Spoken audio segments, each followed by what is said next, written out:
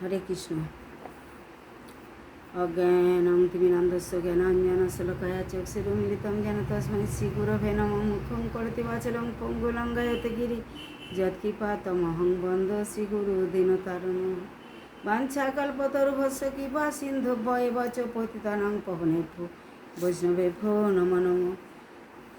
Radharani YouTube ধর্মকথা চ্যানেলের পক্ষ থেকে পুতুলানী দাসী পরবর্তী ভাগবত কথা শ্রবণ করাচ্ছি। আপনারা শ্রবণ করুন। ইউটিউব ভক্তবৃন্দদেরকে বলছি আপনারা শ্রবণ করুন, সাবস্ক্রাইব করুন, শেয়ার করুন, লাইক করুন, সঙ্গে থাকুন। হরে কৃষ্ণ। চতুর্থ অধ্যায় প্রথম স্কন্ধে 46 থেকে 59 নম্বর শ্লোকে। শ্রেয়ের বিদুর।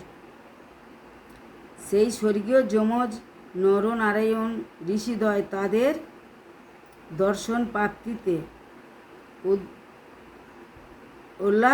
উল্লাসিত দেবতাগণের দ্বারা স্তব হয়ে গন্ধর্ব মাদন পর্বতে প্রস্থান করলেন। এই যমজ নরনারায়ণ ঋষিগণ ছিলেন স্বয়ং বা অবতারী ভগবান শ্রীকৃষ্ণের অংশ অবতার। তারা দুজনে দ্বাপর যুগে যথাক্রমে অর্জুন ও বাসুদেব কৃষ্ণ ছিলেন। যখন বাসুদেব কৃষ্ণ তার প্রিয় সখা অর্জুন সহ পৃথিবীতে আবির্ভূত হয়েছিলেন, অত্যাচারী অসুরগণের হাত থেকে পৃথিবীকে রক্ষা করার জন্য দ্রষ্টব্য লঘু ভাগবতামৃত প্রকম 28 নম্বর ও ভাগবতের শ্লোকে 28 নম্বর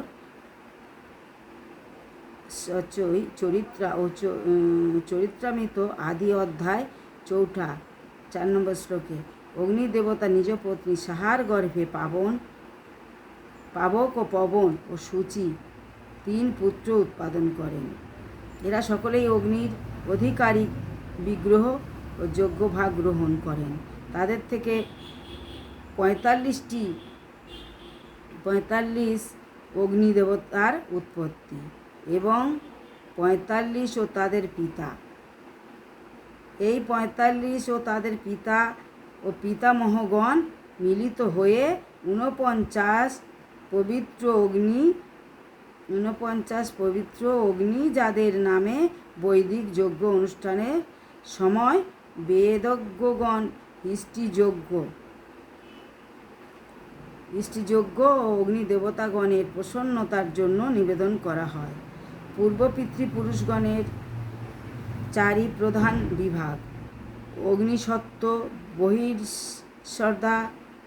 বহির্শ্রদা, শ্রমপা ও অজপা। তারা হয় সাগ্নিক ও যজ্ঞাগ্নিক মাধ্যমে জলের তর্পণ গ্রহণ অথবা নিরাগ্নিক এমন কোনো মাধ্যম ছাড়া তর্পণ জল গ্রহণ। দক্ষের কন্যা সুধা তাদের উভয়ের একই পত্নী।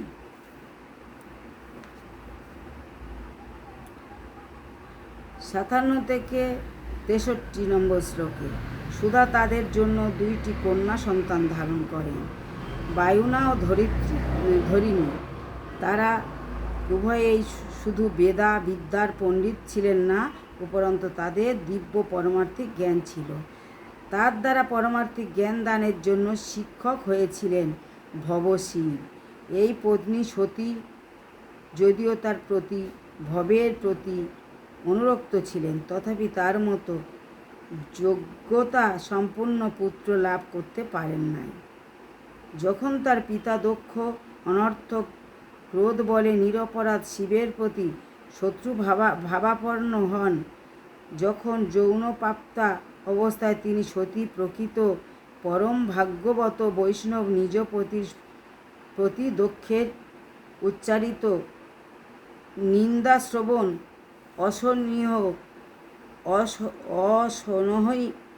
অসহনীয় বিধায় নিজ দেহ ত্যাগ করেন যোগ আশ্রয়পূর্বক। তার পিতার নিন্দায় সতী শ্রবণ করে সেই যজ্ঞেতে নিজের প্রাণ আহুতি দিয়েছেন। অসহনীয় বিধায় নিজ দেহ ত্যাগের যোগ আশ্রয় পূর্বক। 57 থেকে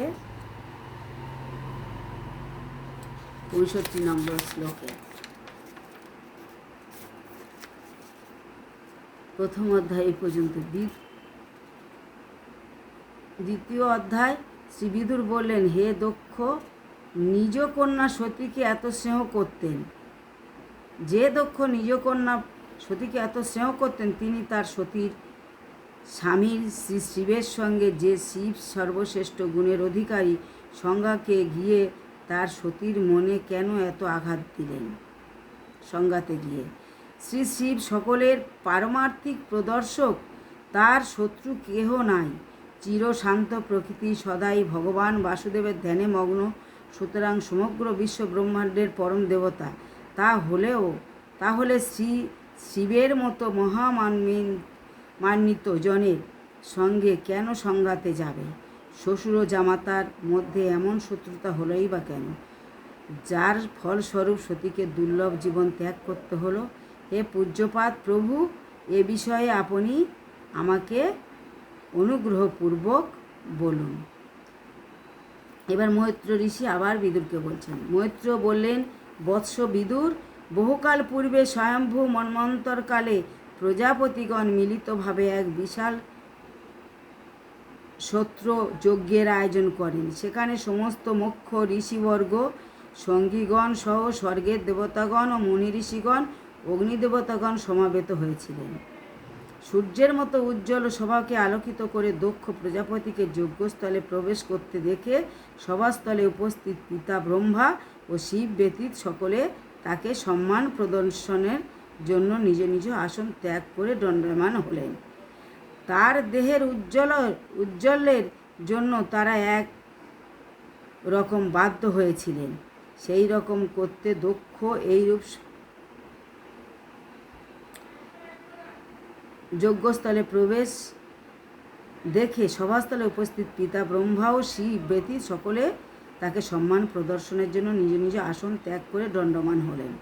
তার দেহের উজ্জ্বলের জন্য তারা এক রকম বাধ্য হয়েছিলেন। সেই রকম করতে দক্ষ এইরূপ সম্মান প্রদর্শনের জন্য আনন্দ প্রকাশ করেন। অতঃপর তিনি ব্রহ্মাকে প্রণাম জানান ও ব্রহ্মা কর্তৃক অদিষ্ট হয়ে নিজ আসন গ্রহণ করেন। কিন্তু নিজ জামাতা সম্মান প্রদর্শন না করায় নিজেকে অপমানিত বোধ করেন। শিব যেহেতু তাকে সম্মান করেননি, তিনি শিব সম্মান প্রদর্শন না করে শুধুই বসেছিলেন। তাই তিনি দক্ষ ক্রোধকে উন্মত্ত হয়ে উঠলেন ও একবার তির্যক দৃষ্টিতে তার দিকে তাকালেন, যেন তাকে দগ্ধ করে ফেলবেন। অতঃপর তিনি সমস্ত সকলের উদ্দেশ্যে বলেন, হে ব্রহ্মর্ষিগণ, দেবতাগণ, অগ্নিগণ, আপনারা অনুগ্রহ করে শ্রবণ করুন। এই অভিজ্ঞতা নয়, এ বৈরাগ্যতা নয়, যার জন্য আমি বলতে উদ্যত হয়েছি, পরন্তু আমি সেইটাই বলছি। যেভাবে ভদ্রলোকেরা নিজেদের পরিচালিত করে, এই শিব পৃথিবীর অধিকারিক দেবতাগণকে অপমানিত করেছে। নিজ ঔদার্যপূর্ণ ব্যবহারের দ্বারা তিনি যোগ্য লোকের দ্বারা সম্মানিত ভদ্রতার নিয়মগুলি প্রতি উদ্ধতপূর্ণ অসম্মান প্রদর্শন করেছেন। এই অসংশনীয় মানুষটি সৎ জীবনের নিয়মাবলীকে কুলসিত করেছেন। আমার মহান ও ধার্মিক কন্যাকে, যাকে সাবিত্রীর সঙ্গে তুলনা করা যেতে পারে, তাকে নিতান্ত সাধু ব্যক্তির ন্যায় এই দুষ্ট শঙ্কর ব্রাহ্মণ ও অগ্নির সমক্ষে বিবাহ দিয়াছেন। সুতরাং তিনি আমার শাসনের অধীন হইয়াছেন। তার উচিত ছিল আমাকে যথাযোগ্য সম্মানের সঙ্গে অভিবাদনের জন্য দণ্ডায়মান হওয়া, তাহা সে করে নাই। এই মকট লোচন আমার অতি সুন্দরী হরিণী নয়না কন্যাকে বিবাহ করেছি। অতি সুন্দরী হরিণা কন্যাকে বিবাহ করেছে। যদিও অনিচ্ছা শর্ত এই অসৎ স্বভাব বৈশিষ্ট্য অসভ্য ধর্মলঙ্ঘনকারীকে আমি কন্যা সম্প্রদায় করেছি, যেমন শূদ্রকে বেদ শিক্ষা দেওয়ার মতো। যে উন্মাদ মৃত লোকের প্রেতাত্মা পরিবৃত হয়ে ভ্রমণ করে উলঙ্গ হয়ে, সে আলুলালিত কেশে কখনো হাস্য কখনো বা ক্রন্দন করতে করতে শ্মশানে বিচরণ করে, চিতার ভস্যে ইহার দেহ আবৃত্ত। মৃতগণের অস্থি দ্বারা নিজের অঙ্গীকে ভূষিত করে নামেই শুধু শিব। শিব অর্থ মঙ্গলজনক। বাস্তবিক পক্ষে স্বয়ং নিতান্ত অশিব অর্থাৎ অমঙ্গল পরায়ণ অপবিত্র। ইনি সদাই মাদকাদি সেবন মত্ত থাকেন ও সমস্ত মত্তগণ ইহাই প্রিয়। ভূত প্রেতাদি গণের ইনি প্রভু। এ স্বভাবে ইনি অত্যন্ত তমগুণময়। হরে কৃষ্ণ। ভিডিও অনেক লম্বা হয়ে যাচ্ছে, তাই এই পর্যন্ত রাখলাম। আঞ্ছা কালকে বসে পয়সা নিয়ে গেছে পৈতৃক বৈষ্ণব।